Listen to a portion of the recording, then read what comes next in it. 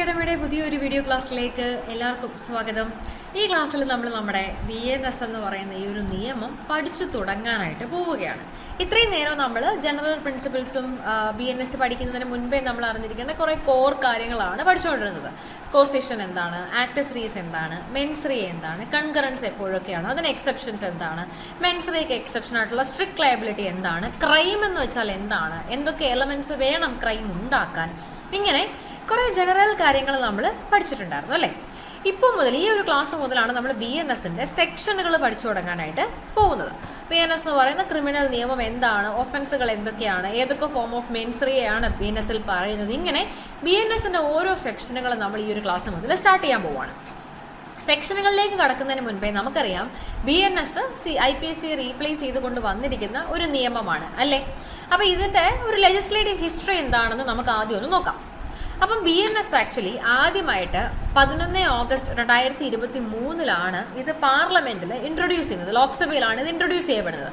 ഒരു നിയമം ഉണ്ടാക്കാനുള്ള പ്രക്രിയ എന്താണെന്ന് അറിയാമല്ലോ അല്ലേ. ആദ്യം ബിൽ എന്ന രൂപത്തിൽ നമ്മൾ ഈ നിയമം പാർലമെന്റിൽ ഇൻട്രൊഡ്യൂസ് ചെയ്യും. അത് ലോക്സഭയിലായിരിക്കാം, രാജ്യസഭയിലായിരിക്കാം, എവിടെ വേണമെങ്കിലും ഇൻട്രൊഡ്യൂസ് ചെയ്യാം.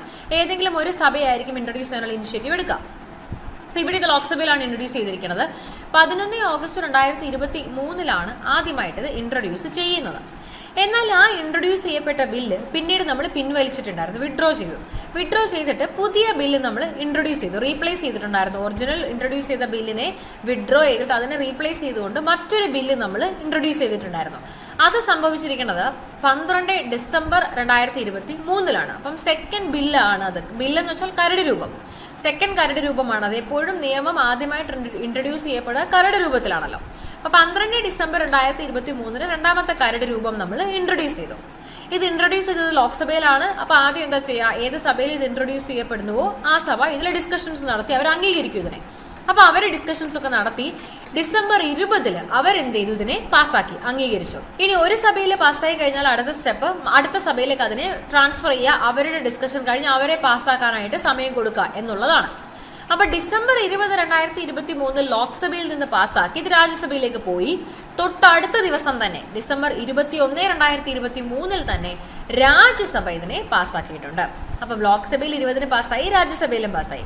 രണ്ട് സഭകളിലും ഒരു കരട് രൂപം പാസ്സാകുമ്പോഴാണ് പാർലമെന്റ് ആ കരട് രൂപത്തെ പാസ്സാക്കി എന്ന് നമ്മൾ പറയാം. കാരണം രണ്ട് സഭയും കൂടി ചേരുന്നതാണല്ലോ പാർലമെന്റ്. അപ്പോൾ രണ്ട് സഭയും ഇതിനെ പാസ്സാക്കി. അപ്പോൾ പാർലമെന്റ് ഇത് പാസ്സാക്കിയിരിക്കുന്നത് ഡിസംബർ 21, 2023 ഓക്കെ. അപ്പോൾ ഇങ്ങനെ രണ്ട് സഭയും പാസ്സാക്കി, പാർലമെന്റ് പാസ്സാക്കി കഴിഞ്ഞാൽ ഇനി അടുത്ത പ്രക്രിയ ബില്ലിനെ നിയമമാക്കി മാറ്റുക എന്നുള്ളതാണ്. കരട് രൂപത്തെ നിയമമാക്കി മാറ്റുന്നത് പ്രസിഡന്റ് അനുമതി തരുന്നതോടുകൂടിയാണ്. അപ്പം നമ്മൾ ഈ കരട് പാർലമെന്റ് പാസ്സാക്കി കഴിഞ്ഞാൽ നേരെ നമ്മൾ പ്രസിഡന്റിലേക്ക് അയച്ചു കൊടുക്കും. പ്രസിഡന്റ് ഇത് ഒപ്പുവെച്ച് പ്രസിഡന്റിന് അനുമതി കിട്ടുമ്പോഴാണ് ഇത് കരടിൽ നിന്നും നിയമമായി മാറുക. നമ്മുടെ BNSന് പ്രസിഡന്റിന്റെ അനുമതി ലഭിച്ചിരിക്കുന്നത് ഡിസംബർ 25, 2023 അതായത് ഡിസംബർ 25, 2023 മുതൽ BNS നിയമമായി മാറിയിരിക്കുകയാണ്. എന്നാൽ ഡിസംബർ 25, 2023 മുതൽ നമ്മളിത് പാലിച്ചു തുടങ്ങിയിട്ടില്ല. നിയമം പാലിക്കണമെങ്കിൽ ആ നിയമത്തെ ഗസറ്റിൽ പബ്ലിഷ് ചെയ്യണം. ഗസറ്റിൽ ചില നിയമങ്ങൾ എന്ന് മുതൽ ഗസറ്റിൽ പബ്ലിഷ് ചെയ്യുന്നുണ്ടോ അന്നു മുതൽ പ്രാബല്യത്തിൽ വരും, പാലിച്ചു തുടങ്ങേണ്ടതായിട്ട് വരും. എന്നാൽ ചില നിയമങ്ങൾ ഗസറ്റിൽ പബ്ലിഷ് ചെയ്യുന്നതായിരിക്കില്ല അതിൻ്റെ കമൻസ്മെന്റ് ഡേറ്റ്, മറ്റൊരു ദിവസമായിരിക്കും അത് പാലിച്ചു തുടങ്ങേണ്ടത് എന്ന് നിയമത്തിൽ പറയുന്നുണ്ടായിരിക്കും. അങ്ങനെയെങ്കിൽ ആ നിയമം തന്നെ പറയും ആരാണ് ആ ദിവസം തീരുമാനിക്കാൻ അധികാരപ്പെട്ടിരിക്കുന്ന ആളെന്ന്. അത് നമുക്ക് നിയമത്തിന്റെ കമൻസ്മെന്റ് സെക്ഷനിലാണ് കാണാൻ പറ്റുക. നമുക്ക് BNSന്റെ കമൻസ്മെന്റ് സെക്ഷനിലേക്ക് കടക്കാം. സെക്ഷൻ 1 ഷോർട്ട് ടൈറ്റിലും കമൻസ്മെന്റും ആപ്ലിക്കേഷനും പറയുന്നത്. അതിൽ സബ്സെക്ഷൻ 1 ആയിട്ട് പറയുന്നത് ചുരുക്കപ്പേര്, ഷോർട്ട് ടൈറ്റിലാണ്. അതെന്താണ്, ഭാരതീയ ന്യായ സംഹിത എന്നാണ് അല്ലെ. അപ്പൊ അത് കഴിഞ്ഞാൽ രണ്ടാമത് വരുന്നത് കമൻസ്മെന്റ് ആണ്. എന്ന് മുതൽ ഇത് പ്രാബല്യത്തിൽ വരും അല്ലെ. അപ്പൊ നമ്മുടെ ഇവിടെ പറയുന്നത് എന്നാണോ ഇതിനെ സെൻട്രൽ ഗവൺമെന്റ് ആണ് തീയതി നിശ്ചയിക്കുക. അതായത് BNSന്റെ കമൻസ്മെന്റ് ഡേറ്റ് തീരുമാനിക്കാൻ പാർലമെന്റ് അനുവാദം നൽകിയിരിക്കുന്നത് സെൻട്രൽ ഗവൺമെന്റിനാണ്. എന്നിട്ട് പറയാണ് സെൻട്രൽ ഗവൺമെന്റ് ഒരു നോട്ടിഫിക്കേഷൻ പുറത്തിറക്കും ഗസറ്റില് ഒരു ദിവസം പ്രഖ്യാപിച്ചുകൊണ്ട്. ആ ദിവസം മുതലായിരിക്കും എന്ത് ചെയ്യുക, ഈ ആക്ട് പ്രാബല്യത്തിൽ വരിക. അപ്പം എന്ന് മുതലാണോ സെൻട്രൽ ഗവൺമെന്റ് പ്രാബല്യത്തിൽ വരും എന്ന് പറഞ്ഞത്, അന്ന് മുതലാണ് നമ്മുടെ BNS പ്രാബല്യത്തിൽ വരുന്നത്. സെൻട്രൽ ഗവൺമെന്റ് പറഞ്ഞിരിക്കുന്നത് ജൂലൈ 1, 2024 ഇത് പ്രാബല്യത്തിൽ വരും എന്നാണ്. അന്ന് മുതൽ നമ്മുടെ BNS എന്ത് ചെയ്തിട്ടുണ്ട്, പ്രാബല്യത്തിൽ വന്നിട്ടുണ്ട്. ക്ലിയർ അല്ലേ? ഇനി ആപ്ലിക്കേഷൻ ആണ് സബ്സെക്ഷൻ 3 മുതൽ നോക്കുന്നത്. ആപ്ലിക്കേഷൻ പഠിക്കുമ്പോൾ ആദ്യം മനസ്സിലാക്കേണ്ടത്, നമുക്ക് സെക്ഷൻ വായിക്കാം. Subsection 3, every person shall be liable to punishment under this sanhita and not otherwise for every act or omission contrary to the provisions thereof of which he shall be guilty within India. അപ്പോൾ ഇന്ത്യക്കുള്ളിൽ കുറ്റകരമാണ് എന്ന് പറയുന്ന BNSന്റെ provisions വഴി ഏതെങ്കിലും ഒരു കാര്യം ചെയ്യുന്നതോ ഏതെങ്കിലും ഒരു കാര്യം ചെയ്യാതിരിക്കുന്നതോ കുറ്റകരമാണെന്നും പണിഷ്മെന്റ് കിട്ടാൻ സാധ്യതയുണ്ടെന്നും പറയുന്നുണ്ടെങ്കിൽ ഇന്ത്യക്കുള്ളിൽ അത് ആര് ചെയ്താലും ശരി അയാൾക്ക് എന്ത് ചെയ്യും, നമ്മൾ ശിക്ഷ കൊടുക്കും. ഇന്ത്യക്കുള്ളിൽ ആര് ചെയ്താലും, എവറി പേഴ്സൺ, അല്ലാതെ ഇന്ത്യയിൽ താമസിക്കുന്ന ആൾ തന്നെ ആയിരിക്കണം നിർബന്ധമില്ല. ഫോർ എക്സാമ്പിൾ, ഒരു അമേരിക്കക്കാരൻ വന്നിട്ട് ഇന്ത്യയിൽ ഒരാളെ കൊലപാതകം ചെയ്യുകയാണെങ്കിൽ ആ അമേരിക്കക്കാരന് ഇന്ത്യൻ ശിക്ഷാ നിയമമായിട്ടുള്ള BNSന്റെ അടിസ്ഥാനത്തിലായിരിക്കും നമ്മൾ എന്ത് ചെയ്യുക, പണിഷ്മെന്റ് കൊടുക്കുക. അപ്പോൾ ഇന്ത്യയിൽ BNS പ്രകാരം BNSന്റെ പ്രൊവിഷൻസിൽ പറഞ്ഞിരിക്കുന്ന കുറ്റകൃത്യങ്ങൾ ആരെങ്കിലും ചെയ്താൽ, ഇന്ത്യക്കുള്ളിൽ ചെയ്താൽ, അവർക്ക് ഈ ശിക്ഷാ നിയമത്തിൽ പറയുന്ന ശിക്ഷ തന്നെ നമ്മൾ കൊടുക്കും. മറ്റൊരു നിയമത്തിന്റെ അടിസ്ഥാനത്തിലായിരിക്കില്ല നമ്മൾ അവരെ എന്ത് ചെയ്യുക, ഡീൽ ചെയ്യുക. ഇത് നമുക്ക് എല്ലാവർക്കും അറിയുന്ന കാര്യമാണ് അല്ലേ? ഇനി വരുന്നതാണ് ഇതിന്റെ എക്സ്ട്രാ ടെറിട്ടോറിയൽ ഓപ്പറേഷൻ. അതായത് സബ്സെക്ഷൻ 4 പറയുന്നത്, any person liable by any law for the time being in force in India to be tried for an offence committed beyond India. ഇന്ത്യക്ക് പുറത്ത് ഒരാൾ ഒരു കുറ്റം ചെയ്തിരിക്കുകയാണ്, എന്നാൽ ഇന്ത്യയിലുള്ള നിയമങ്ങളുടെ അടിസ്ഥാനത്തിൽ ഇന്ത്യക്ക് പുറത്ത് ചെയ്തിരിക്കുന്ന ആ കുറ്റകൃത്യത്തിന് ഇന്ത്യയിൽ അയാൾക്കെതിരെ നടപടി എടുക്കാനുള്ള പ്രത്യേക അനുമതി ഇന്ത്യയിൽ പറയുന്ന നിയമങ്ങൾ കൊടുക്കുന്നുണ്ടെങ്കിൽ, ചില കുറ്റകൃത്യങ്ങൾക്ക് പുറത്ത് ചെയ്താലും നമുക്ക് ഇന്ത്യയിൽ തന്നെ ശിക്ഷ കൊടുക്കാൻ പറ്റും. അപ്പൊ അങ്ങനെ പറയുന്നുണ്ടെങ്കിൽ അത്തരം കുറ്റകൃത്യങ്ങൾക്ക് ഇന്ത്യൻ ശിക്ഷാ നിയമമായിട്ടുള്ള BNSന്റെ അടിസ്ഥാനത്തിൽ നമ്മൾ പണിഷ്മെന്റ് കൊടുക്കും. നമ്മൾ കണക്കാക്കുക, ഈവൻ ദോ ആ കുറ്റകൃത്യം ഇന്ത്യക്ക് പുറത്താണ് ചെയ്തിരിക്കുന്നതെങ്കിൽ പോലും അത് ഇന്ത്യയിൽ പണിഷബിൾ ആയതുകൊണ്ട് തന്നെ നമ്മൾ അതിനെ കണക്കാക്കുക അത് ഇന്ത്യക്കുള്ളിൽ ചെയ്തതുപോലെ ആയിരിക്കും. ക്ലിയർ ആണോ? അതായത് ഇന്ത്യക്ക് പുറത്തൊരു കുറ്റകൃത്യം ചെയ്തിരിക്കുകയാണ്, എന്നാൽ നിയമത്തിൽ പറയുന്നുണ്ട് ഈ ഇന്ത്യയിൽ നിലനിൽക്കുന്ന നിയമങ്ങളിൽ ഏതെങ്കിലും ഒന്നിൽ ഈ BNSൽ ഏതൊക്കെയാണ് ആ സാഹചര്യമെന്ന് അടുത്ത സബ്സെക്ഷനിൽ പറയുന്നുണ്ട്. ഇന്ത്യക്ക് പുറത്ത് ചെയ്യുന്ന കുറ്റകൃത്യങ്ങൾക്ക് എപ്പോൾ ഇന്ത്യയിൽ ശിക്ഷിക്കാം എന്ന് അടുത്ത സബ്സെക്ഷനിൽ നമ്മൾ പഠിക്കും. അപ്പം അതേ കണക്ക് ഏതെങ്കിലുമൊക്കെ നിയമങ്ങളിൽ ഇന്ത്യക്ക് പുറത്ത് ചെയ്യുന്ന കാര്യങ്ങളിൽ ഇന്ത്യയിൽ ശിക്ഷിക്കാമെന്ന് പറയുന്നുണ്ടെങ്കിൽ അത്തരം കുറ്റകൃത്യങ്ങൾ ഇന്ത്യക്ക് പുറത്ത് ചെയ്താലും നമ്മൾ വ്യക്തികളെ ഇന്ത്യയിൽ ശിക്ഷിക്കാറുണ്ട്. അപ്പം ഇങ്ങനെ ശിക്ഷിക്കുമ്പോഴേക്കും നമ്മളത് ഇന്ത്യയിൽ ആ കുറ്റകൃത്യം ചെയ്താൽ അവരെ എങ്ങനെയായിരിക്കും നമ്മൾ ഡീൽ ചെയ്യുക, അതേപോലെ തന്നെയായിരിക്കും ഇന്ത്യക്ക് പുറത്ത് അവർ ചെയ്യുന്ന കുറ്റകൃത്യങ്ങൾക്ക് നമ്മൾ അവർക്ക് എന്ത് ചെയ്യുക, ഡീൽ ചെയ്ത് പണിഷ്മെന്റ് കൊടുക്കാം. അത്രേ ഉള്ളൂ. ഇനി ഇതിനെ വിളിക്കുന്ന പേരാണ് എക്സ്ട്രാ ടെറിട്ടോറിയൽ ഓപ്പറേഷൻ. അതായത് ഒരു ടെറിട്ടറി ഉണ്ടല്ലോ, ഇന്ത്യൻ ശിക്ഷാ നിയമത്തിന്റെ ആപ്ലിക്കബിലിറ്റി ആക്ച്വലി ഇന്ത്യയിൽ തന്നെ ആയിരിക്കണം അല്ലെ. ഇന്ത്യക്ക് പുറത്തേക്ക് നടക്കുന്ന കാര്യങ്ങളിൽ ഇന്ത്യയിലുള്ള ഒരു നിയമം എങ്ങനെ അപ്ലൈ ചെയ്യാനാണ്? അപ്പൊ അത് ടെറിട്ടോറിയൽ ലിമിറ്റിന് പുറത്തല്ലേ. അപ്പൊ ഈ BNSന് എക്സ്ട്രാ ടെറിട്ടോറിയൽ ഓപ്പറേഷൻ ഉണ്ട്. അതായത് ഇന്ത്യക്ക് പുറത്ത് നടക്കുന്ന കാര്യങ്ങളാണെങ്കിൽ പോലും ചില സാഹചര്യങ്ങളിൽ ഇന്ത്യക്ക് ഉള്ളിൽ നടന്നതുപോലെ കൺസിഡർ ചെയ്തുകൊണ്ട് പണിഷ്മെന്റ് കൊടുക്കാനുള്ള അധികാരം BNSൽ പറയുന്നുണ്ട്. അപ്പൊ അതുകൊണ്ട് തന്നെ BNS എന്താണ്, ഒരു എക്സ്ട്രാ ടെറിട്ടോറിയൽ ഓപ്പറേഷൻ ഉള്ള നിയമമാണ്. അത് ഏത് സെക്ഷനിൽ നിന്നാണ് മനസ്സിലാകുന്നത്? സെക്ഷൻ 1 സബ്സെക്ഷൻ 4ഉം സബ്സെക്ഷൻ 5ഉം. അപ്പോൾ സെക്ഷൻ 1ന്റെ 4ലും 5ലും ആപ്ലിക്കേഷൻ പറയുന്ന 4ലും 5ലും നമുക്ക് മനസ്സിലാകുന്നുണ്ട് എക്സ്ട്രാ ടെറിട്ടോറിയൽ ഓപ്പറേഷൻ BNSന് ഉണ്ടെന്ന്. ഇനി BNSന്റെ എക്സ്ട്രാ ടെറിട്ടോറിയൽ ഓപ്പറേഷൻ സ്പെസിഫിക്കലി പറഞ്ഞിരിക്കുന്നത് സബ്സെക്ഷൻ 5ലാണ്. ഏതൊക്കെ സാഹചര്യങ്ങളിലാണ് BNS നമുക്ക് ഇന്ത്യക്ക് പുറത്ത് നടക്കുന്ന കുറ്റകൃത്യങ്ങളിലേക്ക് അപ്ലൈ ചെയ്യാൻ സാധിക്കാന്നുള്ളത്. അതിൽ ആദ്യം പറയണത്, ഇന്ത്യൻ സിറ്റിസൺ, ഒരു ഇന്ത്യൻ പൗരൻ ഇന്ത്യക്ക് പുറത്ത് എവിടെയെങ്കിലും പോയ ഒരു കുറ്റകൃത്യം ചെയ്താൽ ആ കുറ്റകൃത്യം ഇന്ത്യയിലും ശിക്ഷിക്കാൻ പറ്റുന്ന കുറ്റകൃത്യമാണെങ്കിൽ അയാൾ ഇന്ത്യക്ക് പുറത്ത് എവിടെ ആ കുറ്റകൃത്യം ചെയ്താലും അയാൾ ഇന്ത്യയിൽ തിരിച്ചു വരുന്ന സമയത്ത് നമുക്ക് അയാളെ ശിക്ഷിക്കാൻ പറ്റും. ഫോർ എക്സാമ്പിൾ, ഇപ്പം ഞാൻ ഇന്ത്യക്കാരിയാണ്, ഞാൻ അമേരിക്കയിൽ പോയിട്ട് ഒരു കൊലപാതകം ചെയ്തു. കൊലപാതകം എന്ന പ്രക്രിയ ഇന്ത്യയിലും കുറ്റകരമാണ്, അമേരിക്കയിലും കുറ്റകരമാണ്. അമേരിക്കയിൽ നിന്ന് ഞാൻ എങ്ങനെയൊക്കെയോ രക്ഷപ്പെട്ട് ഇന്ത്യയിലെത്തി. അങ്ങനെയെങ്കിൽ ഇന്ത്യൻ ഗവൺമെന്റിന് വേണമെങ്കിലും IPCയുടെ BNSന്റെ അടിസ്ഥാനത്തിൽ എന്നെ ശിക്ഷിക്കാൻ പറ്റും. കാരണം ഞാനൊരു ഇന്ത്യൻ സിറ്റിസൺ ആണ്.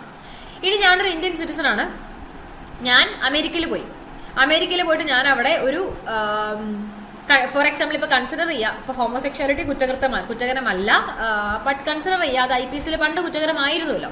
കൺസിഡർ ചെയ്യുക അത് ഓഫൻസസ് അഗെയിൻസ്റ്റ് നാച്ചുറൽ ഓർഡർ എന്ന് പറയുന്ന സെക്ഷന്റെ അടിസ്ഥാനത്തിൽ വരുന്ന സ്വവർഗ വിവാഹങ്ങൾ അനുവദിച്ചിരുന്നില്ല. ഫോർ എക്സാമ്പിൾ അത് അമേരിക്കയിൽ പ്രശ്നമാണ്, UK ഓക്കെ, UK പോവാം. UK അത് ഓക്കെയാണ്. അപ്പോൾ നമ്മൾ അവിടെ പോയി UK ഞാൻ ചെന്നിട്ട് ഞാൻ ഒരാളെ കല്യാണം കഴിച്ചു. ഞാൻ കല്യാണം കഴിച്ചിട്ട് ആ പുള്ളിക്കാരൻ എന്ന് പറയുന്നത് ഞാനൊരു സ്ത്രീയെ തന്നെ കല്യാണം കഴിച്ചു. എന്നിട്ട് ഞാൻ ഇന്ത്യയിലേക്ക് മടങ്ങിയെത്തി. ഇപ്പൊ ഇന്ത്യൻ ഗവൺമെന്റിന് ഇവിടെ അത് കുറ്റകരമാണ്, പക്ഷെ എന്നെ ശിക്ഷിക്കാൻ പറ്റില്ല. കാരണം എന്താണ്, ഞാൻ പുറത്തൊരു കാര്യം ചെയ്തു, അത് അവിടെ കുറ്റകരമല്ല, ഇവിടെ കുറ്റകരമാണെങ്കിൽ എന്നെ ശിക്ഷിക്കാൻ പറ്റില്ല. ഓക്കെ, പക്ഷെ അവിടെയും ഇവിടെയും ഒരേപോലെ കുറ്റകരമായ ഒരു കാര്യം ഞാൻ എവിടെ ചെയ്താലും, ഞാൻ ഇന്ത്യൻ പൗരനാണെങ്കിൽ ഇന്ത്യക്ക് പുറത്ത് ഞാൻ എവിടെയെങ്കിലും അവിടെയും ഇവിടെയും ആ ചെയ്യുന്ന സ്ഥലത്തും ഇവിടെയും ഒരേപോലെ ശിക്ഷിക്കാവുന്ന ഒരു കാര്യം ഞാൻ ചെയ്യുകയാണെങ്കിൽ എന്നെ ഇവിടെ വരുമ്പോഴേക്ക് എന്ത് ചെയ്യാനായിട്ട് സാധിക്കും, ശിക്ഷിക്കാനായിട്ട് സാധിക്കും. ക്ലിയർ അല്ലേ? അപ്പൊ രണ്ടിടത്തും ഒരേപോലെ കുറ്റകരമായിരിക്കണം എന്നുള്ളതാണ് ഞാൻ പറയാൻ ഉദ്ദേശിച്ച പോയിന്റ്. ഓക്കെ, അപ്പൊ any citizen of India in any place without and beyond India, ഇന്ത്യക്ക് പുറത്തും അല്ലെ എവിടെയാണെങ്കിലും ഒരു ഇന്ത്യൻ സിറ്റിസൺ BNSൽ പറഞ്ഞിരിക്കുന്ന ഒരു കുറ്റകൃത്യം ചെയ്യുകയാണെങ്കിൽ അത് ശിക്ഷകരമായിരിക്കും. ഓക്കെ, അടുത്തത് any person on any ship or aircraft registered in India wherever it may be. അതായത് ഇതിന് ഈ ഷിപ്പിന്റെയും എയർക്രാഫ്റ്റിന്റെയും ഈ ഒരു കൺസെപ്റ്റിനെ നമ്മൾ വിളിക്കുന്ന പേരാണ് ഫ്ലോട്ടിംഗ് തിയറി. ഫ്ലോട്ടിംഗ് തിയറി എന്നാണ് ഈ ഒരു കൺസെപ്റ്റിനെ നമ്മൾ വിളിച്ചിരിക്കുന്ന ഒരു പേര്. അതായത് ഈ എയർക്രാഫ്റ്റും ഷിഫ്റ്റും ഒക്കെ ഒഴുകി നടക്കുന്ന സംഭവങ്ങളാണല്ലോ. അപ്പൊ ഇങ്ങനെ ഒരു എയർക്രാഫ്റ്റിലോ ഷിഫ്റ്റിലോ ഇന്ത്യയിൽ രജിസ്റ്റർ ചെയ്തിരിക്കുന്ന എയർക്രാഫ്റ്റോ ഷിപ്പോ ഇന്ത്യക്കുള്ളിലല്ല പുറത്ത് എവിടെ വേണം. ഫോർ എക്സാമ്പിൾ ഇന്ത്യയിൽ രജിസ്റ്റർ ചെയ്തിരിക്കുന്ന ഒരു ഷിപ്പ് ഇപ്പോൾ നിൽക്കുന്നത് അമേരിക്കയിലെ ഒരു ഓഷൻ ബൗണ്ടറിയിലാണ്, അല്ലെങ്കിൽ UK ഒരു ഓഷൻ ബൗണ്ടറിയിലാണ്, അവിടെയുള്ള ഏതെങ്കിലും ഒരു കടലിന്റെ തീരത്തോ അങ്ങനെ എന്തെങ്കിലും സ്ഥലത്താണ്. അപ്പൊ അവിടെ ആണെങ്കിലും ആ ഇന്ത്യയിൽ രജിസ്റ്റർ ചെയ്തിരിക്കുന്ന ഷിപ്പിനുള്ളിൽ എന്ത് കുറ്റകൃത്യം ചെയ്താലും അത് ഏത് സ്ഥലത്ത് നടന്നു എന്നതിനപ്പുറം ആ കുറ്റകൃത്യത്തിന് ആ കുറ്റകൃത്യം ചെയ്ത കുറ്റവാളികളെ ഇന്ത്യയിൽ നമുക്ക് ശിക്ഷിക്കാൻ പറ്റും. കാരണം എന്താണ്, ഇന്ത്യയിൽ രജിസ്റ്റർ ചെയ്തിരിക്കുന്ന ഒരു ഷിപ്പോ എയർക്രാഫ്റ്റോ അത് എവിടെ മൂവ് ചെയ്താലും അത് നമ്മുടെ രാജ്യത്തിന്റെ ഒരു എക്സ്റ്റൻഷൻ ആയിട്ട് നമ്മൾ കണക്കാക്കുക. നമ്മുടെ രാജ്യം ഒരു ഭാഗം സ്പ്ലിറ്റ് ചെയ്ത് ഫ്ലോട്ട് ചെയ്ത് കിടന്നാൽ എങ്ങനെ ഇരിക്കും, അതാണ് ഈ ഫ്ലോട്ടിംഗ് തിയറിയുടെ പ്രിൻസിപ്പിൾ. ഇന്ത്യയുടെ ഒരു ഭാഗം ഇന്ത്യയിൽ നിന്ന് സ്പ്ലിറ്റ് ചെയ്ത് ഫ്ലോട്ട് ചെയ്ത് ഇങ്ങനെ ഓഷനിലോ അങ്ങനെയൊക്കെ കിടക്കുകയാണെങ്കിൽ അത് ഇന്ത്യ തന്നെയല്ലേ. ഇന്ത്യയുടെ ഒരു ഭാഗം സ്പ്ലിറ്റ് ചെയ്ത് കിടക്കുന്നൊന്നുമല്ലേ ഉള്ളൂ, അവിടെ BNS അപ്ലിക്കബിൾ അല്ലേ. അപ്പൊ അവിടെ എന്ത് കുറ്റം നടന്നാലും നമ്മൾ BNSന്റെ അടിസ്ഥാനത്തിൽ ശിക്ഷിക്കില്ലേ, അതേപോലെ തന്നെ ആയിരിക്കും ഷിപ്പും എയർക്രാഫ്റ്റും. അത് ഇന്ത്യയിൽ രജിസ്റ്റർ ചെയ്തിരിക്കുന്ന ഒരു ഷിപ്പോ എയർക്രാഫ്റ്റോ ആണെങ്കിൽ അത് ഫ്ലോട്ട് ചെയ്ത് എങ്ങോട്ടേക്ക് പോയാലും ശരി, അതിനകത്ത് എന്ത് കുറ്റകൃത്യം നടന്നാലും അതിന് പണിഷ്മെന്റ് കൊടുക്കാൻ അധികാരപ്പെട്ടിരിക്കുന്നത് ഇന്ത്യൻ ശിക്ഷാ നിയമത്തിന്റെ അടിസ്ഥാനത്തിലായിരിക്കും. ഓക്കെ, അപ്പൊ ഏതെങ്കിലും ഒരു വ്യക്തി, ഒരു ഫോറിനർ ആയിക്കോട്ടെ ഇന്ത്യക്കാരനായിക്കോട്ടെ ആരായാലും ഇന്ത്യയിൽ രജിസ്റ്റർ ചെയ്തിരിക്കുന്ന ഒരു ഷിപ്പിലോ എയർക്രാഫ്റ്റിലോ കുറ്റകൃത്യം ചെയ്താൽ അത് ഏത് സ്ഥലത്താണെങ്കിലും ശരി, ആ കുറ്റകൃത്യം നടക്കുന്ന സ്ഥലത്ത് BNS ആപ്ലിക്കബിൾ ആയിരിക്കണം നിർബന്ധമില്ല. അമേരിക്കയിൽ എവിടെ BNS ആപ്ലിക്കബിൾ ഒരിക്കലും അല്ല. പക്ഷെ അമേരിക്കൻ കടൽ തീരത്ത് നടന്നാൽ പോലും നടക്കുന്നത് ഇന്ത്യയിൽ രജിസ്റ്റർ ചെയ്തിരിക്കുന്ന ഷിപ്പിലാണ്, അല്ലെങ്കിൽ ഇന്ത്യയിൽ രജിസ്റ്റർ ചെയ്തിരിക്കുന്ന എയർക്രാഫ്റ്റിലാണ്. അങ്ങനെയെങ്കിൽ ഇന്ത്യൻ ഗവൺമെന്റിലും BNSന്റെ അടിസ്ഥാനത്തിൽ അവരെ എന്ത് ചെയ്യാൻ പറ്റും, ശിക്ഷിക്കാനായിട്ട് സാധിക്കും. നമ്മുടെ കോടതികൾക്ക്, ഗവൺമെന്റിനല്ല നമ്മുടെ കോടതികൾക്ക് BNSന്റെ അടിസ്ഥാനത്തിൽ ആ കുറ്റകൃത്യത്തിന് പണിഷ്മെന്റ് കൊടുക്കാൻ പറ്റും, ഈവൻ ദോ നടന്ന സ്ഥലത്ത് BNS ആപ്ലിക്കബിൾ അല്ലെങ്കിൽ പോലും. ക്ലിയർ അല്ലേ? ഇതാണ് ഫ്ലോട്ടിംഗ് തിയറി. രണ്ടാമത്തത്. മൂന്നാമത്തത് any person in India without and beyond India committing an offence targeting a computer resource located in India. Cyber ക്രൈമാണ്. അതായത് ഇന്ത്യയിൽ ലൊക്കേറ്റ് ചെയ്തിരിക്കുന്ന ഒരു കമ്പ്യൂട്ടറിനെ ടാർഗറ്റ് ചെയ്തുകൊണ്ട് ഇന്ത്യക്ക് പുറത്തുള്ള ആരെങ്കിലും എന്തെങ്കിലും കുറ്റകൃത്യം ചെയ്താൽ അതിന്റെ കോൺസിക്വൻസ് ഉണ്ടാകുന്നത് ഇന്ത്യയിലല്ലേ. അപ്പൊ ഇന്ത്യക്ക് പുറത്താണ് അയാൾ ഇരിക്കുന്നത്, അയാളുടെ രാജ്യത്ത് അത് കുറ്റകരമാണോ? അയാളുടെ രാജ്യത്ത് കുറ്റകരമായിരിക്കണം. അയാളുടെ രാജ്യത്ത് ഈ പറയുന്ന BNS അപ്ലിക്കബിൾ അല്ല. അപ്പൊ അയാളുടെ രാജ്യത്ത് അതുകൊണ്ട് തന്നെ ഈ പറയുന്ന കാര്യങ്ങൾ അവിടെ എന്ത് വേണമെങ്കിലും ആയിക്കോട്ടെ, അയാളുടെ രാജ്യത്ത് BNS ആപ്ലിക്കബിൾ അല്ല എന്ന കാരണത്താൽ അയാളെ നമുക്ക് ഒരിക്കലും ശിക്ഷിക്കാതിരിക്കാനായിട്ട് പറ്റില്ല. നമ്മൾ എന്തായാലും അയാളെ ശിക്ഷിക്കും. കാരണം അയാൾ ചെയ്തിരിക്കുന്ന ആക്ടിന്റെ കോൺസിക്വൻസ് ഉണ്ടായിരിക്കുന്നത് ഒരു ഇന്ത്യൻ കമ്പ്യൂട്ടർ റിസോഴ്സിലാണ്. ഓക്കെ, അപ്പൊ ഇന്ത്യയിൽ കോൺസിക്വൻസ് ഉണ്ടായി, ഇന്ത്യയിൽ അത് ശിക്ഷകരമാണ്, വന്നോളൂ, ശിക്ഷ മേടിച്ചോളൂ. ഇതാണ് കൺസെപ്റ്റ്. ക്ലിയർ ആണോ? അപ്പം ഈ ചില പ്രത്യേക സാഹചര്യങ്ങളിൽ BNS ആപ്ലിക്കബിൾ അല്ലാത്ത സ്ഥലത്ത് നടക്കുന്ന കുറ്റകൃത്യങ്ങൾക്ക് പോലും നമ്മൾ BNSന്റെ അടിസ്ഥാനത്തിൽ പണിഷ്മെന്റ് കൊടുക്കാറുണ്ട്. ഇതാണ് എക്സ്ട്രാ ടെറിട്ടോറിയൽ ഓപ്പറേഷൻ. 3 സ്പെസിഫിക് സാഹചര്യങ്ങളിലാണ് ആക്ടിൽ പറഞ്ഞിരിക്കുന്നത്. സബ്സെക്ഷൻ 5 ഇത് പറയുന്നത്. ഒന്ന് പറയുന്നത് ഇന്ത്യൻ സിറ്റിസൺ ഇന്ത്യക്ക് പുറത്ത് കുറ്റകൃത്യം ചെയ്യുക. രണ്ടാമത്തത് ഏതെങ്കിലും ഷിപ്പോ ഇന്ത്യയിൽ രജിസ്റ്റർ ചെയ്തിരുന്ന ഷിപ്പിലോ എയർക്രാഫ്റ്റിലോ അത് എവിടെ വേണമെങ്കിലും ആയിക്കോട്ടെ, ഇന്ത്യൻ അതിർത്തിയിലല്ലാതെ എവിടെ ആയിരുന്നാലും ശരി, അതിൽ എന്ത് കുറ്റകൃത്യം നടന്നാലും അതിൽ പണിഷ്മെന്റ് കൊടുക്കാൻ പറ്റുക BNS ആപ്ലിക്കബിൾ ആയിട്ട് നമ്മുടെ കോടതികൾക്കായിരിക്കും. 3 ഇന്ത്യക്ക് പുറത്തുള്ള ഒരാൾ ഇന്ത്യയിലുള്ളൊരു കമ്പ്യൂട്ടറിനെ ടാർഗറ്റ് ചെയ്തുകൊണ്ട് എന്തെങ്കിലും കുറ്റകൃത്യത്തിൽ ഏർപ്പെട്ടാൽ അപ്പോഴും ആ വ്യക്തിയെ പണിഷ് ചെയ്യുക നമ്മൾ അവിടുത്തെ നിയമത്തിന്റെ അടിസ്ഥാനത്തിലായിരിക്കില്ല, പകരം ഇവിടുത്തെ നിയമത്തിന്റെ അടിസ്ഥാനത്തിൽ ആയിരിക്കും. ഓക്കെ, ഇനി എക്സ്പ്ലനേഷൻ ആണ് വ്യക്തമായിട്ട് മനസ്സിലാക്കേണ്ടത്. എക്സ്പ്ലനേഷനിൽ പറയുന്നത് ഈ സെക്ഷനിൽ ഒഫൻസ് എന്ന വാക്കുകൊണ്ട് ഉദ്ദേശിക്കുന്നത് every act committed outside India which if committed in India would be punishable under this Sanhita. അതായത് ഏത് സ്ഥലത്താണോ ഈ കുറ്റകൃത്യം നടക്കുന്നത്, ഫോർ എക്സാമ്പിൾ അമേരിക്കയിൽ ഒരു കാര്യം ചെയ്യാണ്, ആ ചെയ്യുന്ന സ്ഥലത്ത് അത് കുറ്റകരമാണോ അല്ലയോ എന്നുള്ളത് ബാധകമല്ല. ആ സാധനം ഇവിടെയും കുറ്റകരം, ഇവിടെ എന്താണ് ഇന്ത്യയിൽ കുറ്റകരമാണോ നമ്മൾ പണിഷ്മെന്റ് കൊടുക്കും. ക്ലിയർ ആണോ? Every act committed outside India which if committed in India, അത് ഇന്ത്യയിൽ ചെയ്താൽ would be punishable under this Sanhita. ഈ ആക്ടിന്റെ പ്രകാരം കുറ്റകരമാണെങ്കിൽ ആ ഓഫൻസിന് നമ്മൾ എന്ത് ചെയ്യും? പണിഷ്മെന്റ് കൊടുത്തിരിക്കും. ഫോർ എക്സാമ്പിൾ ഇപ്പം എക്സ് എന്ന് പറയുന്നത് ഞാൻ UK ചെല്ലാണ്, UK ഡ്രഗ്സ് കഴിക്കുന്നത് ഇല്ലീഗൽ അല്ല. ഓക്കെ, അപ്പൊ ഞാൻ അവിടുന്ന് ഡ്രഗ്സ് കഴിച്ചു, ഞാൻ അവിടുന്ന് ഇന്ത്യയിൽ വന്നു. ഞാൻ ഇന്ത്യയിൽ വന്നിട്ട് ഞാൻ ഇന്ത്യയിലും എന്ത് ചെയ്തുകൊണ്ടിരിക്കുകയാണ്? അവിടുന്ന് കൊണ്ടുവന്ന ഡ്രഗ്സ് കൊണ്ടുവരാനായിട്ട് പോസിബിൾ അല്ല. അപ്പോൾ എക്സ്പ്ലനേഷനിൽ എന്താ പറയുന്നത്? എക്സ്പ്ലനേഷനിൽ ഒഫൻസ് എന്ന് പറയുന്ന വാക്കിന്റെ അർത്ഥമാണ് കേട്ടോ പറഞ്ഞിരിക്കണം. ഞാൻ നേരത്തെ പറഞ്ഞില്ലേ, ഒഫൻസ് എന്ന വാക്കുകൊണ്ട് എന്താ ഉദ്ദേശിക്കുന്നത്? ഈ സെക്ഷനിൽ സബ്സെക്ഷൻ 5 ഒഫൻസ് എന്ന വാക്കിൽ എന്താ ഉൾപ്പെടുന്നത്? നമ്മളിപ്പം എക്സ്ട്രാ ടെറിട്ടോറിയൽ ഓപ്പറേഷനെ കുറിച്ചാണ് പറഞ്ഞുകൊണ്ടിരിക്കുന്നത് അല്ലേ? ഇന്ത്യക്ക് പുറത്ത് ഒരു കാര്യം ചെയ്യുന്ന ആളെ ഇന്ത്യയിൽ ശിക്ഷിക്കുന്നതിനെ കുറിച്ച്. അപ്പൊ ഇന്ത്യക്ക് പുറത്ത് അയാൾ ചെയ്യുന്ന കാര്യം എന്താണോ അത് ഇന്ത്യൻ ശിക്ഷാ നിയമത്തിന്റെ അടിസ്ഥാനത്തിൽ കുറ്റകരമായിരിക്കണം. എന്നാൽ മാത്രമല്ല നമുക്ക് അയാളെ ശിക്ഷിക്കാൻ പറ്റും. ഫോർ എക്സാമ്പിൾ ഇന്ത്യക്ക് പുറത്ത് അയാൾ ചെയ്യുന്ന ഒരു കാര്യം ഇന്ത്യയിൽ നമുക്ക് ശിക്ഷിക്കാൻ പറ്റുന്ന ഒരു കാര്യമല്ലെങ്കിൽ ഒരിക്കലും നമ്മൾ അയാൾ മേ ബി അവിടെ അത് ശിക്ഷിക്കാം. ഫോർ എക്സാമ്പിൾ ഇപ്പൊ അമേരിക്കയിൽ അവിടെ ഒരു കാര്യം ചെയ്യാം, അവിടെ അത് കുറ്റകരമാണ്, അവിടെ കുറ്റകരമാണ്, ഇന്ത്യയിൽ കുറ്റകരമല്ല. അങ്ങനെയെങ്കിൽ അയാൾ ആ കുറ്റകൃത്യം ചെയ്തിട്ട് ഇന്ത്യയിലേക്ക് മടങ്ങി വരുമ്പോൾ അയാൾ അവിടെ ചെയ്തിരിക്കുന്ന കാര്യം എന്താണോ അത് ഇന്ത്യയിൽ കുറ്റകരമല്ലെങ്കിൽ നമുക്കൊരിക്കലും അയാളെ ഇവിടെ ശിക്ഷിക്കാൻ പറ്റില്ല. മനസ്സിലാവുന്നുണ്ടോ? അപ്പൊ എന്ത് കാര്യമാണ് അയാൾ പുറത്ത് ചെയ്യുന്നത്, അത് ആ ചെയ്യുന്ന കാര്യത്തിന് അയാളെ നമുക്ക് ഇന്ത്യയിൽ ശിക്ഷിക്കണമെങ്കിൽ ആ കാര്യം ഇന്ത്യൻ ശിക്ഷാ നിയമത്തിന്റെ അടിസ്ഥാനത്തിൽ പണിഷബിൾ ആയിട്ടുള്ള ഒരു ഒഫൻസ് ആയിരിക്കണം. അത് നിർബന്ധമാണ്. മനസ്സിലാവും? അപ്പം മാത്രമേ നമുക്ക് എക്സ്ട്രാ ടെറിട്ടോറിയൽ ഓപ്പറേഷൻ അപ്ലൈ ചെയ്യാനായിട്ട് സാധിക്കുകയുള്ളൂ. അപ്പോൾ ഒഫൻസ് എന്ന വാക്കുകൊണ്ട് ഉദ്ദേശിക്കുന്നത് എന്തിനെയാണ്?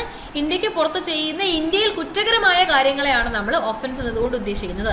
ചെയ്യുന്ന രാജ്യത്തുള്ള കുറ്റകൃത്യങ്ങളെ അല്ല. ഫോർ എക്സാമ്പിൾ എക്സ് USA പോയിട്ട് അവിടുത്തെ ഒരു കുറ്റം ചെയ്യാണ്, അവിടെ അത് കുറ്റകരമാണ്, ഇന്ത്യയിൽ അത് കുറ്റകരമല്ലെങ്കിൽ അയാൾ ഇന്ത്യയിലേക്ക് മടങ്ങി വരുമ്പോൾ നമുക്ക് ഒരിക്കലും അയാളെ ഇന്ത്യയിൽ ശിക്ഷിക്കാൻ സാധിക്കില്ല. കാരണം അയാൾ ചെയ്തിരിക്കുന്നത് അവിടെ കുറ്റകരമായിരിക്കാം, ഒഫൻസ് ചെയ്തു അവിടെ, ബട്ട് ഇവിടെ അത് കുറ്റകരമല്ല. അപ്പൊ ഇന്ത്യക്ക് പുറത്ത് അയാൾ ചെയ്യുന്ന കാര്യം ഇന്ത്യയിൽ ശിക്ഷകരമാണെങ്കിൽ മാത്രമേ നമ്മൾ അയാളെ എന്ത് ചെയ്യുള്ളൂ? പണിഷ് ചെയ്യുകയുള്ളൂ. ക്ലിയർ ആണോ? സെറ്റ് ആണോ? ഇതാണ് നമ്മുടെ സബ്സെക്ഷൻ 5. ഓക്കെ, കുറച്ച് ഇലിസ്ട്രേഷൻ കൊടുത്തിട്ടുണ്ട്. Who is A citizen of India ഒരു മർഡർ ചെയ്യുകയാണ് in any place without and beyond India. നമുക്കറിയാം ഇന്ത്യക്ക് പുറത്ത് ഒരാൾ മർഡർ ചെയ്യുകയാണെങ്കിൽ ഇന്ത്യയിൽ മർഡർ എന്ന് പറയുന്ന ഒരു ഒഫൻസ് കുറ്റകരമായിട്ടുള്ള ഒരു ഒഫൻസ് ആണ് അല്ലേ? അങ്ങനെയെങ്കിൽ അയാളെ നമുക്ക് എന്ത് ചെയ്യാനായിട്ട് സാധിക്കും? ഇന്ത്യൻ ശിക്ഷാ നിയമത്തിന്റെ അടിസ്ഥാനത്തിൽ ട്രയൽ നടത്തി കൺവിക്ട് ചെയ്ത് പണിഷ്മെന്റ് ഒക്കെ കൊടുക്കാനായിട്ട് സാധിക്കും. ക്ലിയർ അല്ലേ? ഇനി സബ്സെക്ഷൻ 6 ആണ്. Nothing in this Sanhita shall affect the provisions of any act for punishing mutiny and desertion of officers, soldiers, sailors or airmen in the services of the state of India, service of the government of India or the provisions of any special or local law. ഇനി ഇപ്പം നമ്മൾ പറഞ്ഞ application ഇല്ലേ നിയമത്തിന്റെ, പക്ഷെ ഇതിൽ പറയുന്ന ഒരു കാര്യങ്ങളും എന്തിനെ അഫക്റ്റ് ചെയ്യില്ല? സെൻട്രൽ ഗവൺമെന്റിന്റെ സർവീസിലുള്ള ആർമിയിലോ നേവിയിലോ ഒക്കെയുള്ള സോൾജിയേഴ്സോ സെയിലേഴ്സിനോ ഒക്കെ ഡെസേർഷനോ അവരുണ്ടാക്കുന്ന എന്തെങ്കിലും കാര്യങ്ങളിലോ ഒക്കെ സ്പെഷ്യൽ ലോ ആയിരിക്കും അപ്ലൈ ചെയ്യാൻ പോകുന്നത്. അല്ലെങ്കിൽ ഏതെങ്കിലും സ്പെഷ്യൽ ലോയോ ലോക്കൽ നിയമമോ ഒക്കെ ഇത് ഒരു ജൂറിസ്ഡിക്ഷന്റെ എക്സ്ക്ലൂഷൻ ആണ് സബ്സെക്ഷൻ 6 പറയുന്നത്. എന്നിട്ട് പറയാണ് ഇത്രയും കാര്യങ്ങളിൽ IPC ആപ്ലിക്കബിൾ ആണ്. എന്നാൽ ഈ സെൻട്രൽ ഗവൺമെന്റിന്റെ സോൾജേഴ്സോ ആർമി ആ ഓഫീസർമാരുടെ കാര്യങ്ങളിലേക്കും അവരുടെ ഡെസേർഷൻ അവരുടെ കാര്യങ്ങളൊന്നും IPC അപ്ലൈ ചെയ്യില്ല, BNS അപ്ലൈ ചെയ്യില്ല. അതേപോലെ തന്നെ ഏതെങ്കിലും സ്പെഷ്യൽ ലോയോ ലോക്കൽ ലോയോ ഏതെങ്കിലും ഒരു പെർട്ടിക്കുലർ കാര്യവുമായി ബന്ധപ്പെട്ട് വന്നാൽ ആ സ്പെഷ്യൽ ലോ ആയിരിക്കും ആ കാര്യത്തിൽ അപ്ലൈ ചെയ്യുക. For example NDPS act, narcotic ഡ്രഗ്സുമായി ബന്ധപ്പെട്ട് NDPS ആക്ട് ഉണ്ട്. NDPS ആക്ട് ആണ് ആ ഡ്രഗ്സുമായി ബന്ധപ്പെട്ട ഒഫൻസ് എന്താണ്, പണിഷ്മെന്റ് എന്താണെന്നൊക്കെ തീരുമാനിക്കുന്നത്. BNS അല്ല. പബ്ലിക് സ്മോക്കിങ്ങുമായി ബന്ധപ്പെട്ട് കോർട്ട് പേ ഉണ്ട്. കോർട്ട് പേ ആണ് ഈ പറയുന്ന കനാബിസ് ഈ സ്മോക്കിംഗ് കാര്യങ്ങളുടെയൊക്കെ റെഗുലേഷൻ നടത്തുന്നത്. BNS അല്ല. അങ്ങനെ ചില പ്രത്യേക കാര്യങ്ങൾക്ക് വേണ്ടി സ്പെഷ്യൽ ലോ ഉണ്ടെങ്കിൽ സ്പെഷ്യൽ ലോ പ്രിവെയിൽ ചെയ്യും, BNS അവിടെ അപ്ലൈ ചെയ്യില്ല. അതേപോലെ സെൻട്രൽ ഗവൺമെന്റ് ഉദ്യോഗസ്ഥരിലിരിക്കുന്ന സർവീസിലിരിക്കുന്ന എയർമാൻ, സെയിലേഴ്സ്, സോൾജിയേഴ്സ് അവരുടെയൊക്കെ ഡെസേർഷനും മ്യൂട്ടിനിയും ഒക്കെ അങ്ങനെയുള്ള കാര്യത്തിന്റെ പണിഷ്മെന്റിന് വേണ്ടിയിട്ടും BNS അപ്ലൈ ചെയ്യില്ല. അപ്പൊ സബ്സെക്ഷൻ 1 കുറേ കാര്യങ്ങൾ പറയുന്നുണ്ട്. ആദ്യം കമൻസ്മെന്റ് ഷോർട്ട് ആയിട്ട് പറയുന്നു. കമൻസ്മെന്റ് പറയുന്നു, എവിടൊക്കെ ആപ്ലിക്കബിലിറ്റി എവിടൊക്കെ ഉണ്ട് എന്ന് പറയുന്നു, എക്സ്ട്രാ ടെറിട്ടോറിയൽ ജൂറിസ്ഡിക്ഷൻ ഏതൊക്കെ കേസിലാണെന്ന് പറയുന്നു, അതിന്റെ കണ്ടീഷൻസ് എന്തൊക്കെയാണെന്ന് പറയുന്നു, എക്സ്ക്ലൂഷൻ ഓഫ് ജൂറിസ്ഡിക്ഷൻ എവിടെയൊക്കെ അപ്ലൈ ചെയ്യില്ലെന്നും പറയുന്നുണ്ട്, ചെയ്യുന്നത് എവിടൊക്കെയാണെന്നും ചെയ്യാത്തത് എവിടൊക്കെയാണെന്നും വ്യക്തമായിട്ട് പറയുന്നുണ്ട്.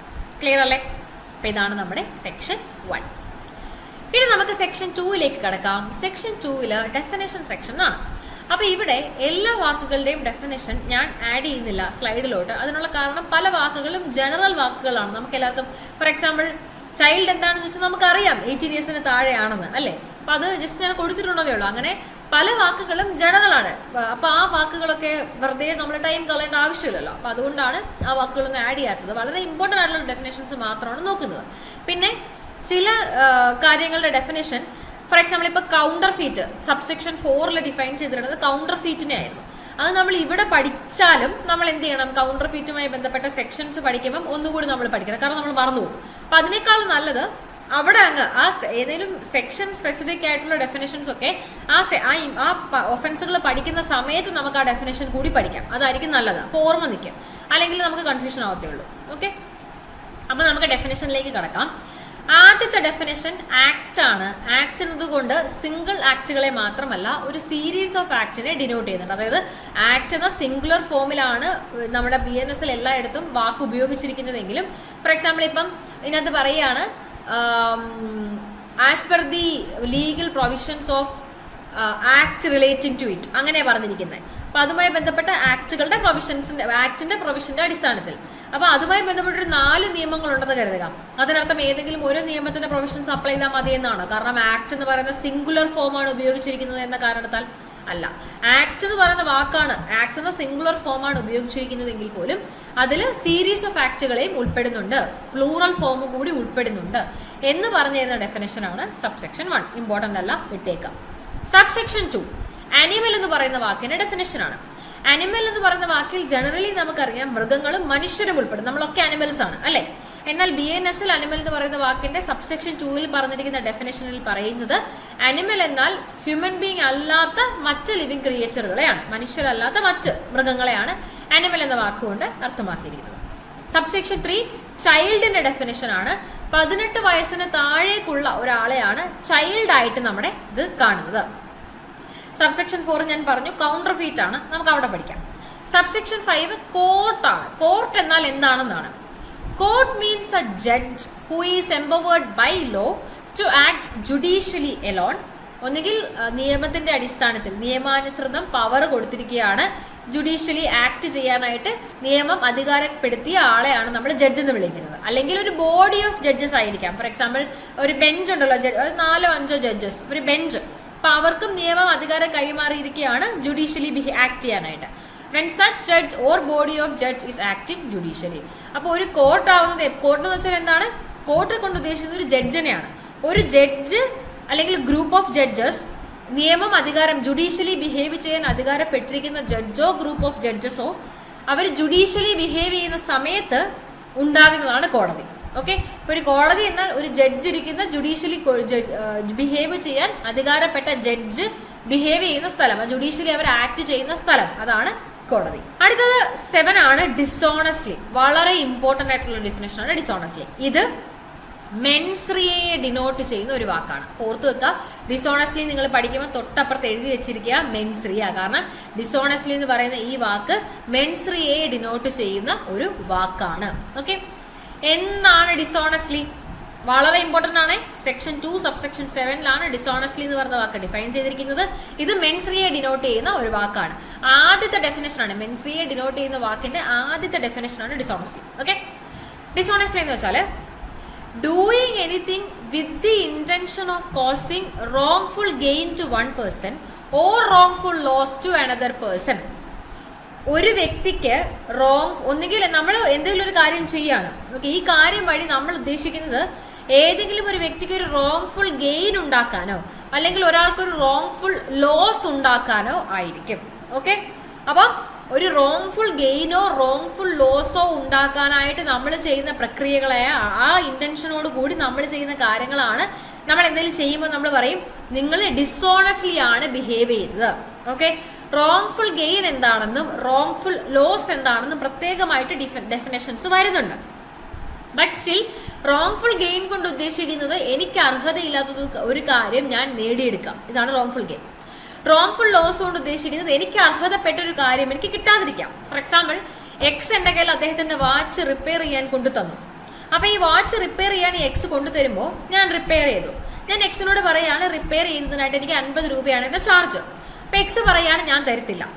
അപ്പം ഇവിടെ എനിക്ക് അർഹതപ്പെട്ട ഒരു കാര്യം എനിക്ക് എക്സ് നിഷേധിക്കുകയാണ്. എന്നിട്ട് എക്സ് എന്നെ വാച്ച് വാങ്ങിക്കൊണ്ടുപോയി.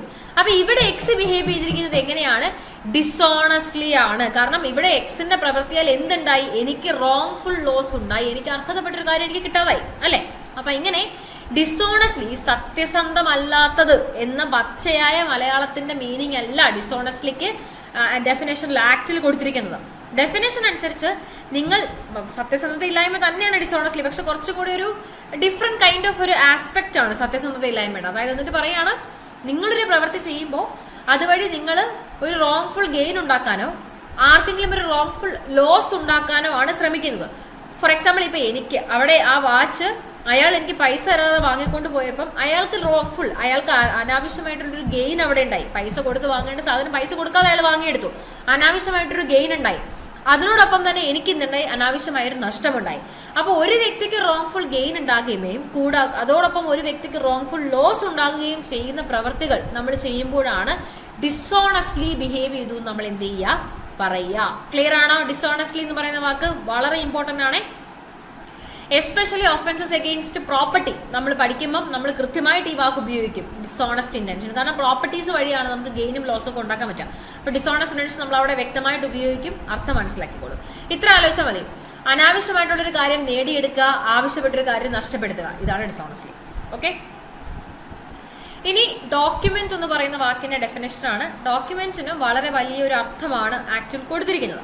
നമുക്കറിയാം, ഡോക്യുമെന്റ് എന്നാൽ ജനറലി ഉദ്ദേശിക്കുന്നത് എനി മാറ്റർ. നമ്മൾ ഭാരതീയ സാക്ഷ്യ അധിനിയം പഠിക്കുമ്പോൾ, BSA പഠിക്കുമ്പോൾ എവിഡൻസ് ആക്ടിൽ ഡോക്യുമെന്റ് വളരെ നല്ല രീതിയിൽ ഡിഫൈൻ ചെയ്യുന്നുണ്ട്. എങ്കിലും IPCയുടെ ഡെഫിനേഷൻ അനുസരിച്ച് അത്യാവശ്യം സിമിലർ തന്നെയാണ്. ഇവിടെയും പറയുന്നത്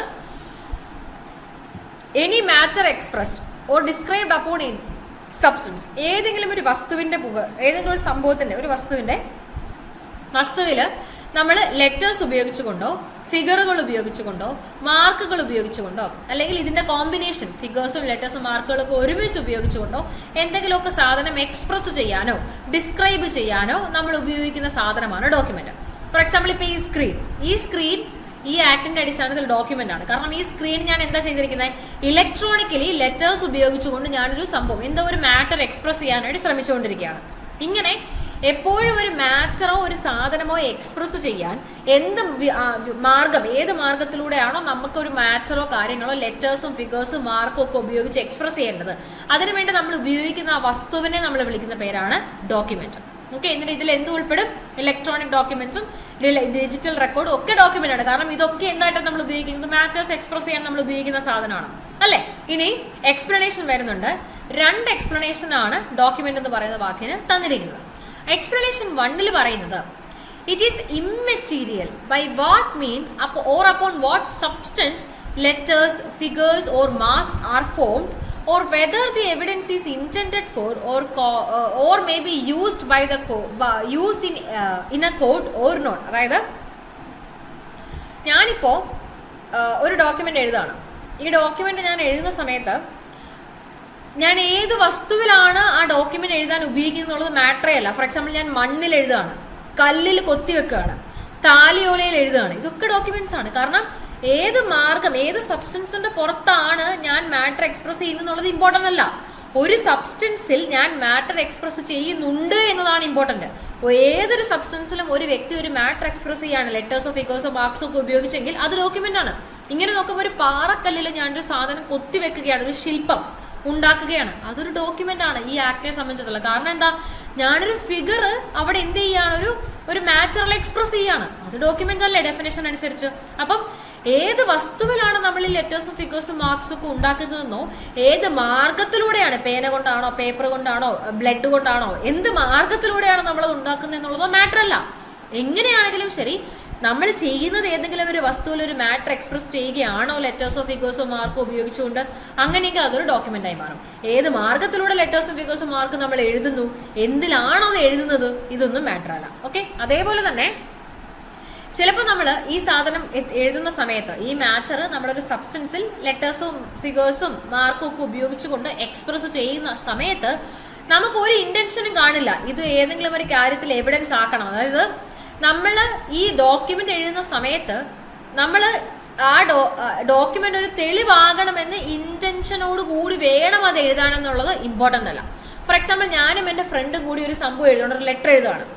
ഈ ലെറ്ററിൽ എൻ്റെ ഫ്രണ്ട് അവളുടെ ബോയ് ഫ്രണ്ട് അവളെ ഉപദ്രവിക്കുന്നതിനെ കുറിച്ചും അവളെ ഇല്ലീഗലി എക്സ്പോസ്ഡ് ആവുന്നതിനെയൊക്കെ കുറിച്ച് വിവരിക്കുന്നുണ്ട്.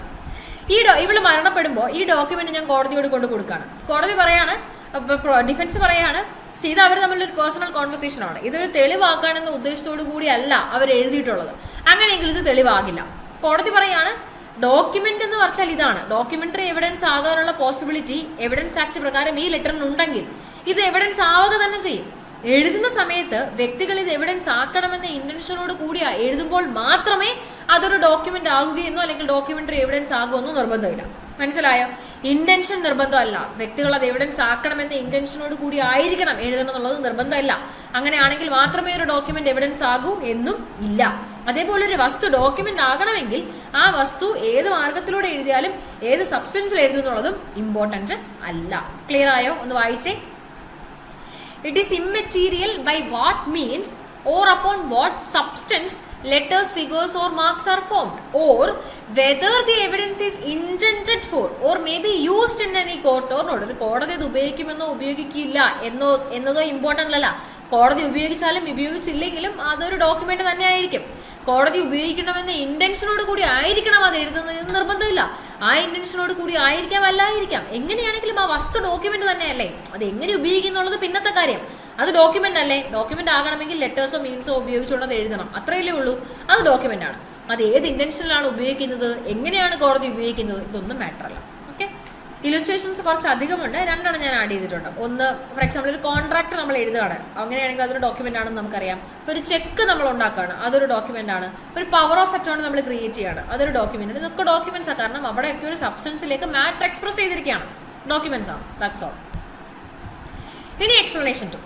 എക്സ്പ്ലനേഷൻ 2 പറയണത്, whatever is expressed by means of letters, figures or marks as explained by mercantile or other usage shall be deemed to be expressed by such letters, figures or marks within the meaning of this section, although the same may not be actually expressed. See, വായിക്കുമ്പോൾ കുറച്ച് ബുദ്ധിമുട്ടായിട്ട് തോന്നും. Concept simple ആണ്. അതായത് ഞാൻ പറയുന്ന എക്സാമ്പിളിലൂടെ ഇത് ആലോചിച്ചാൽ മതി. അതായത് ഫോർ എക്സാമ്പിൾ, ഇപ്പം നമ്മൾ കടയിൽ ചെന്നിട്ട് ഞാൻ പറയാണ് 5 കിലോ അരി.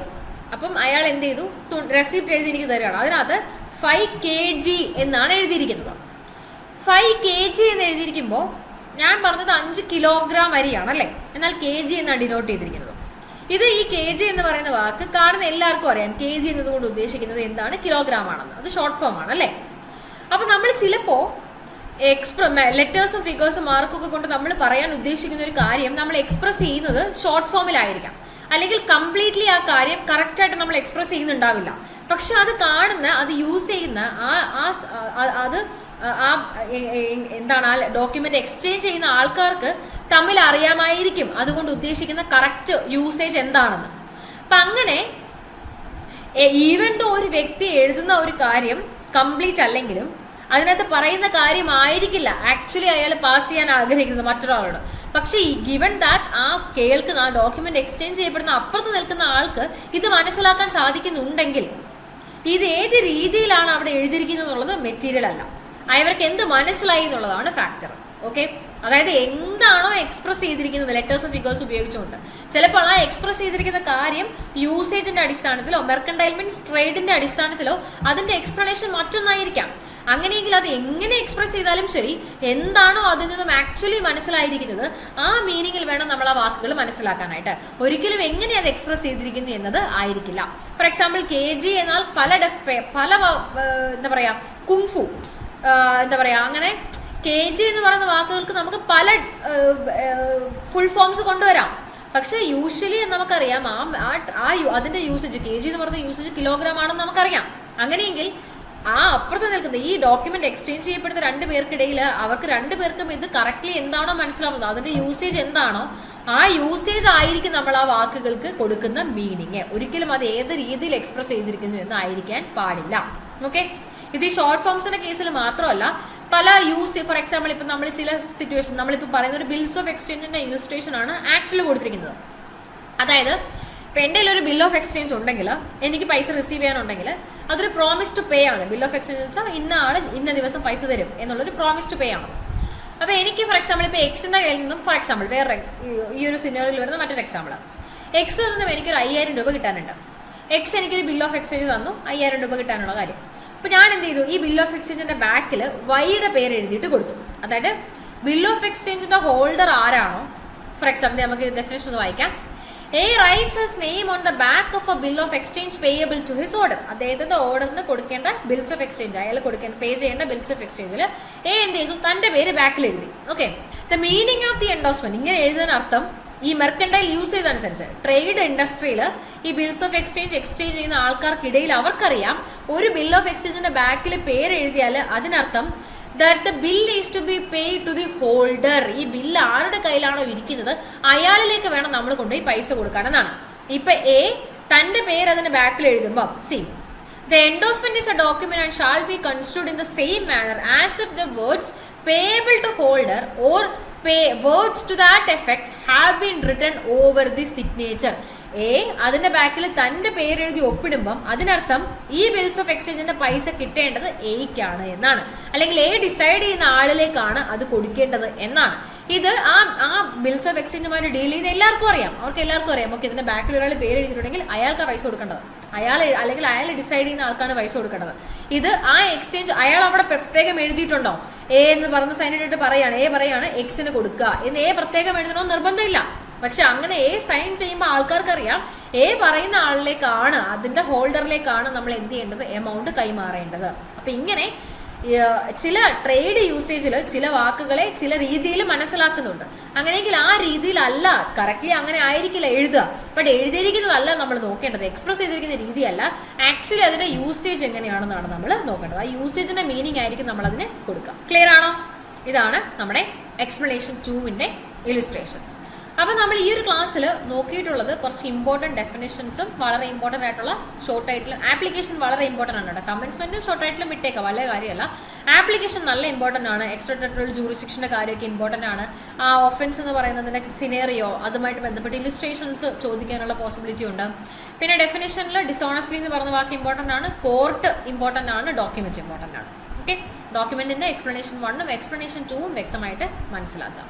ഓക്കെ, അപ്പോൾ ഇനി നമുക്ക് അടുത്ത ക്ലാസ്സിൽ ബാക്കി ഡെഫിനിഷൻ സെക്ഷൻസ് ഓരോന്നോരോന്നായിട്ട് നോക്കാം. അതുമായിട്ട് നെക്സ്റ്റ് ക്ലാസ്സിൽ കാണാം. അതുവരെ താങ്ക് യു.